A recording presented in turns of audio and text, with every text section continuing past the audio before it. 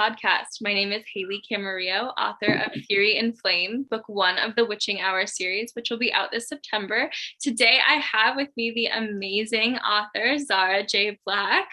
She has a dark fantasy romance series, I believe. Yes, that's called the Ruled by Magic series. And book two, Owned by Magic, just dropped this last Thursday. Congratulations. And I'm so excited to have you on today. Thank you. So, can you tell us a little bit about the Ruled by Magic series?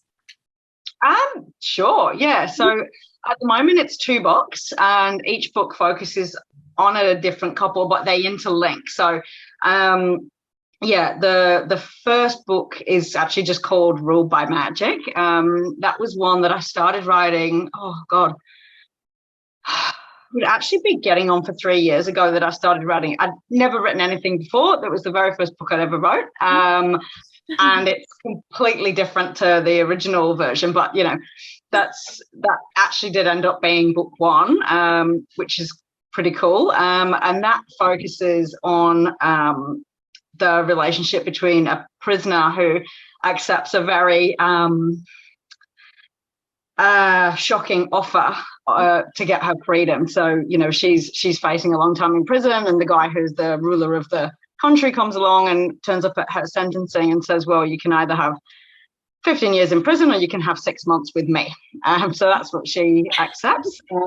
That's the sort of basic setup of book one. Book two is in a completely different country, and it's a girl called Talia who is in a lot of trouble with a street gang. She's stolen some money from them, and they are basically after her head. So to escape, she joins the Palace Collection, which is a nice way of saying harem without getting in trouble with Amazon, because they don't like that word. And so that's basically it. And while she's in that role, she meets the prince, and it's all about their relationship. And there's a lot of things going on between the two couples that actually link them, even though they're in different countries. They the two men are actually brothers. So it's which you sort of find that out. It's kind of a bit of an open secret, though. It was originally a twist from book one, but then now everybody talks about it, and all the reviews are like, I don't know which brother I prefer. So I'm like, okay, so that's not a secret anymore. We're just gonna have to accept that that's not really a twist and just move on from it. But yeah, that's how they link up. And then book three, which is called Joined by Magic, is going to be the two couples in the one book and how they interact together. That is exciting. So it's a dark romance. It's got a few triggers. Book two is definitely darker than book one, probably because I wrote it more recently after I'd probably got a little bit more confident in the genre and read a lot more in the genre. So there was a couple of people who liked book one, wasn't so keen on book two, but I haven't seen an awful lot of that, which is good. Awesome. That's very exciting. So, so what inspired the series, or even just book one? What inspired that? It's really hard for me to say, because I started writing it when I was 37. Okay. Yeah. So, and I'd never written anything. I'd never really, being a writer wasn't a lifelong dream. I've always been a huge reader, ever since I was very young. Mostly read fantasy books, but a little of everything. I would always love to read. Never done much writing. I did one creative writing course at uni, which was really fun because I just got to, sit in a quiet room and listen to people read stories instead of doing work. But it didn't inspire me to write or anything, and it's really hard to say what actually made me just decide to do it. I never thought I was going to end up writing a trilogy and turning it into a career. I literally just thought, maybe I could write something. It might go on Literotica, maybe just a little short story or something. Just have a bit of fun with it. And then I started doing it and loved it. And within 3 months, I had the first draft of the book. And I don't write fast. I'm not a quick writer. I couldn't write a book in 3 months now. It didn't even have chapters. It was just word vomit. It was terrible. But it was done, Yeah. First draft's never perfect, so. Oh, I know. I mean, and it was just a learning draft, really. And then I went back and edited it, gave it to a couple of friends who read it, and they quite liked it, or they said they did. They were very kind about it anyway. And then from that point, I discovered the world of online writing groups and got a bit more serious about it, because I sort of thought, okay, I've got a book here. It's actually not a terrible story, but I could see that it wasn't the quality of books. You know what I mean? Like, I read enough books to know that it wasn't good enough to publish. So I looked at it and I thought, well, what do I actually do to get this better? Because I'm sort of a bit lost. I don't really know how to get it from this point to here's a book that you could buy off Amazon and think it was good, you know? So I spent heaps of time just getting critique on things, got myself some critique bodies. Kind of just fiddled about with it, really. Edited it, did a couple more sort of rough drafts, and then finally got it to the point where I could get it beta read properly. And then it just went from there. It went from something that I wasn't really very serious about, that I was just having fun with, to something that I actually love this, and I want to do it, you know. But the interesting thing is, the first scene never changed. The writing of it changed, but the actual opening scene is the same as it was in that first draft, which is pretty funny. That is awesome. I love when you're able to keep like original scenes from it. Because it just keeps the magic flowing, you know, in a way. So yeah. So let's see. Okay, so since it's a dark romance, what is the spice level that we are looking at for? Well, very high. So the first one, I mean, you know, they're very explicit. They've got like probably 8 or 9 detailed sex scenes per book, and a hell of a lot of, you know, sexy moments in between. Book 1 is a little bit tamer because of just the world and the setting and the people. That's a very prudish world. Where they don't have any sex toys, they don't have any of that sort of fun stuff to play around with. You know, they've never really experienced, like, the main character of that one that has no idea about BDSM or bondage or any of that sort of stuff. She's never, a lot of it is about her discovering that side of herself and that she actually enjoys it. So kind of by the nature of it, it's not super crazy, you know. It's a little, by my standards, it would be sort of on the table. So I would put that at maybe a 3 or 4 spice, depending on where you're rating it. You know, that's me in a dark romance readers group. I would say it's a 3 or 4 spice. If you're talking a fantasy group, probably a 5. You know? And book 2 would be a solid 4 to 5. It's a very different world. There are a lot more, you know, the main character in that one is very sexually liberated at the start of the book. She knows what she's very open to that side of herself. She's not shy. And, you know, the relationship there is a lot more hot and heavy straight away. They're just very different characters. So, yeah, that would be I would say a solid 4 to 5 on the spice level, which is good. It's, you know, it's what I do best. It's the thing that people consistently like about the book. So I'm not going to put it out. I'm not going to, you know, tone it down. No, that's we'll give it to them.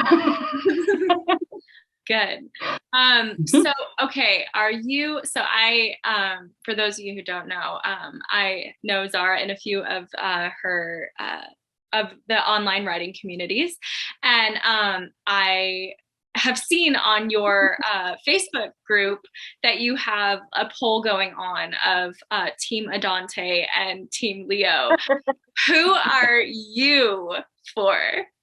Oh, that's really dark. People keep asking me that, and I just don't know. It really depends on my mood. I think I'd probably be more in favor of Adante in a bedroom context, but Leo in a life context.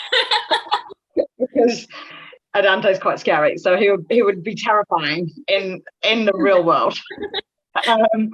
But you know what I mean. But it's funny because Adante's winning, and I wasn't expecting that. I was really surprised because I specifically said only vote if you've read both books, because a lot of people in my art group haven't they came on for book 2. I had a lot more arcs for book 2 than I did for book 1, obviously, because it was just a bit easier to get them because I already had a published book out there and people kind of, were aware of it, and they could look at book 1 and see it had good reviews and know they weren't buying into something that they weren't going to like,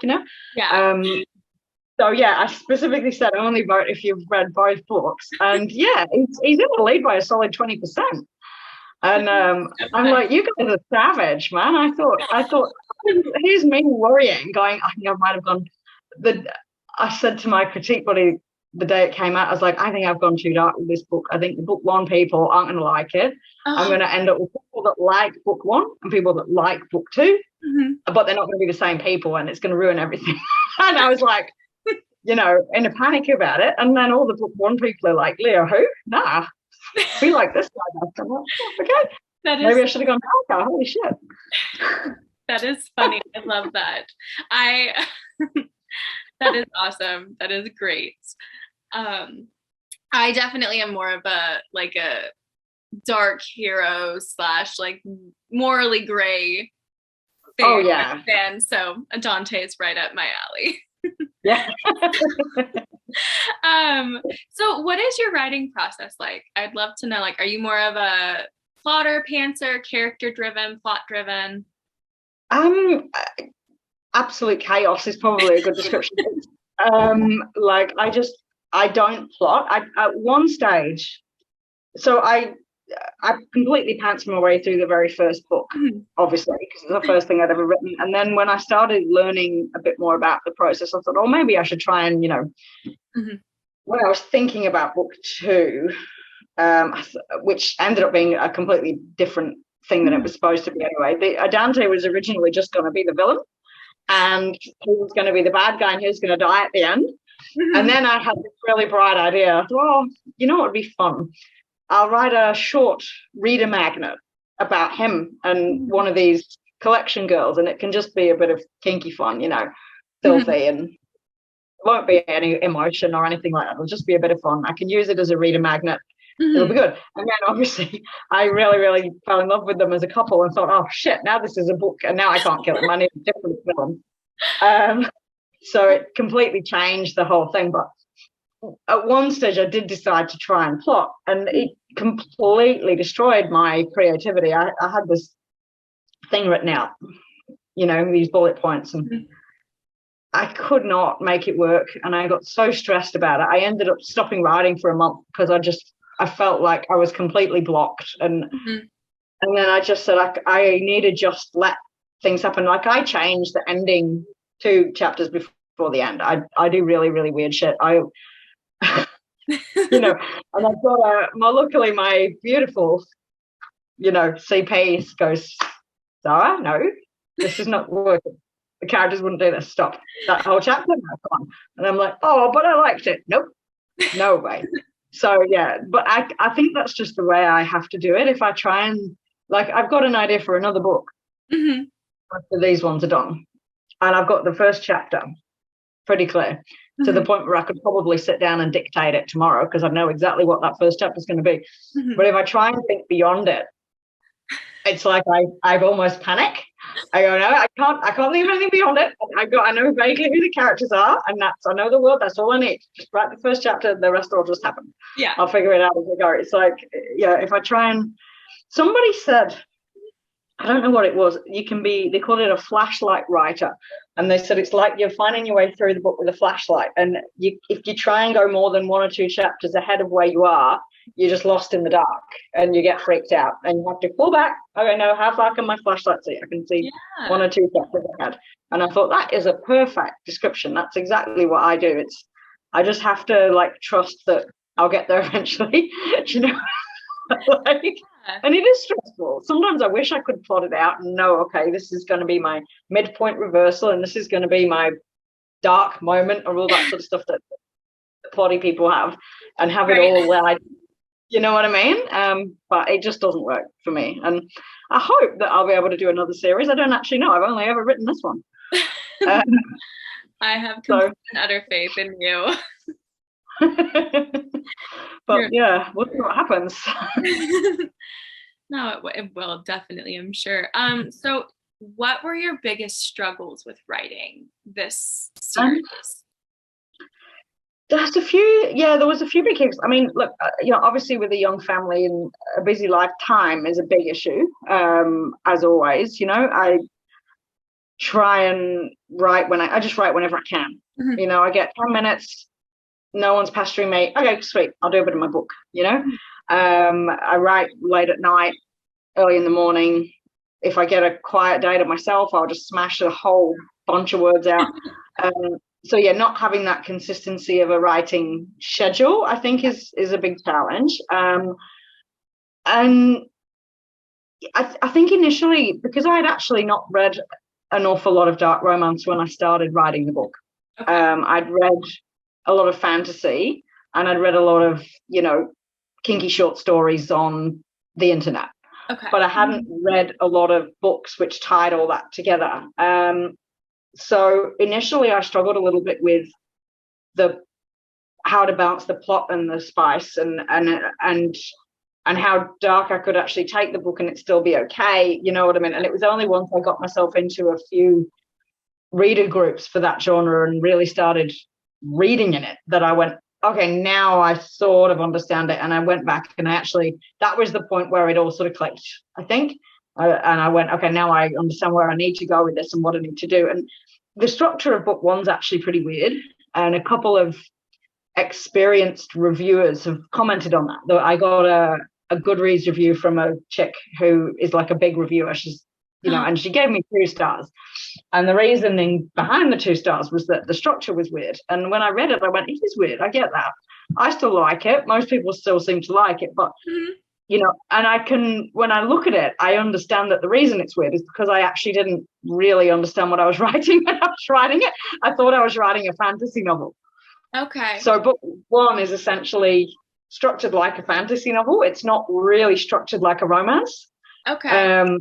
Yeah, there's romance in there. There's lots of romance. It is definitely a romance, but it's not. It follows a very strange structure in that loads of plot stuff comes in right at the end, and they have their big "I love you" moment quite early, and it just yeah.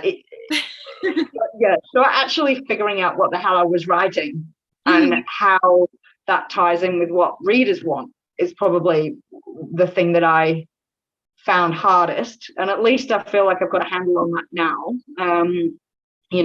So I think when I get on to the next series, it'll probably, fingers crossed, be easier because I'll know, okay, this is the genre that I am writing and this is what readers want in that genre. And now I just need to find a fun way to give it to them. Yeah. So that was probably the biggest struggles. Okay. Yeah. Time, and that is very interesting. I don't write, but I write in fantasy romance as well, but not anywhere near as steamy as yours. But it's really hard to balance the fantasy and the romance. So it's always like, is it too much of one or too much of the other? It's always hard to have a good blend. So and there's not a lot, like, it sounds funny. I can see you've got the Never King behind you. That book's great. There's a lot of books that I don't find that many fantasy romances that are what I want. They're not dark enough for what I want to read, or they're completely the opposite and they're insanely super dark and weird and like scary stuff.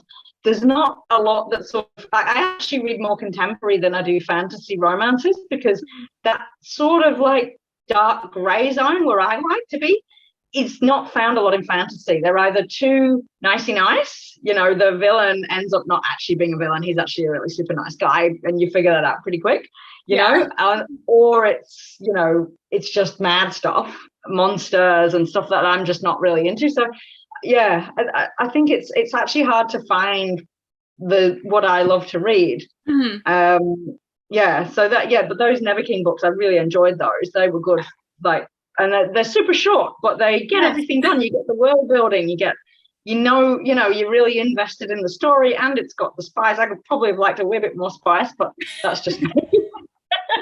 But yeah, it's like, it is difficult to find that kind of dark fantasy romance that reads like a dark romance but in a fantasy world, if that makes sense. No, it absolutely does. It is. It's a very hard balance. And Nikki St. Croix did a great job with it. Yeah, Even my husband, I made him read the books, and he was like, I really honestly appreciated like the craft of the writing of this and how yeah. well it was balanced out. So, and that's coming from a guy who does not read anything smutty at all. So, No. so You'll have to tell me if you do make him read Sabotage, because I will laugh my head off. A I boy will. reading would be hilarious. I will. That is going to be in a series that we're going to do. So I'm looking forward to that with him. Yeah, it's pure, like literally the very first page is pure filth. So it is a baptism of fire for anyone that isn't used to that sort of writing. Oh, why's my light gone off? Come on, back on. Don't do this to me. Oh no.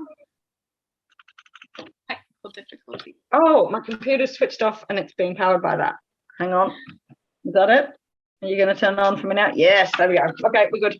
Okay. Sorry, I have a very professional setup for TikTok with a eBay ring light that just plugs into the computer on a USB. So yeah, it's high tech over here. Don't worry. I totally understand. I'm the same way. So let's see. Do you have, aside from the boys, do you have a favorite? Which one? Okay, so out of the girls, who's your favorite? It's difficult. Like, I think Talia is a lot more fun. And I've noticed that a lot of people have really resonated with her as a character because I made her extremely clever. Because one thing that irritates me in a lot of books is you get they call them too stupid to live heroines who just do the dumbest stuff. And you're going, why? Girl, that makes no sense. Why would you do that? And I really don't want that in my book. So I try and make both of them clever, but they're clever in different ways. Talia's very active as a character. She's scheming, she's manipulative, not in a horrible way, but, she knows what she wants and she's very out there to get it. And I think a lot of people, I actually don't think I've had one single person say they haven't liked Talia. And I like her because she's extremely fun to write because you're always thinking, what is she going to come up with next, And Liv, to me, is more realistic. She's more, if I was in that situation, I'd do what she did. You know what I mean? She's very chilled. She just kind of, she's clever in a quieter way, if that makes sense. Like she's still very smart, but she's not as in your face. And I think sorry, I'm just going to make sure that doesn't switch off again. There we go. With her, you get a lot of these books and you get the main character and they just fight viciously and when it doesn't make sense for them to. And I was kind of going against that in a way, like thinking, well, sometimes the best thing to do is actually to work with what you've got, work within the situation where you're in and try and find ways to use it to your advantage. And that's what I was going for with Liv. But actually, a lot of people have said she comes across as a bit passive. Okay. And I can see that. I can understand the criticism. So, yeah, I'd say Talia is probably my favorite. But I think Liv, to me, feels like a real person. She's just what a real person would actually do. So, they've both got a very special place in my heart. That's awesome. I like that. I like when you have two main characters who are just so different, but also, it's fun. Okay, so I honestly think that we are all through with all of our questions that we have. Cool. It has been so awesome talking to you. I've had so much fun. It has been fun, yeah. Great. I cannot wait. I have not read through all of Owned by Magic yet, but I am getting caught up and I'm very excited for it. And I cannot wait for Joined by Magic. Yes. Okay. Excellent. Oh, that's good to hear. Yes. So, yeah. And yes, thank you so much, you guys, readers. If you guys want, both of her books are out now. You can get them. It's the Rule by Magic series on Amazon, other places. Yeah. Just Amazon. It's on KU as well. So you can, if you've got Kindle Unlimited, it's on there. Okay. Awesome. Well, great. Thank you again so much. I absolutely enjoyed today. Yeah, that was really fun. Yeah. And thank you guys for watching the Witches and Pros podcast. We'll see you next time. Okie dokes. Thank you. Bye.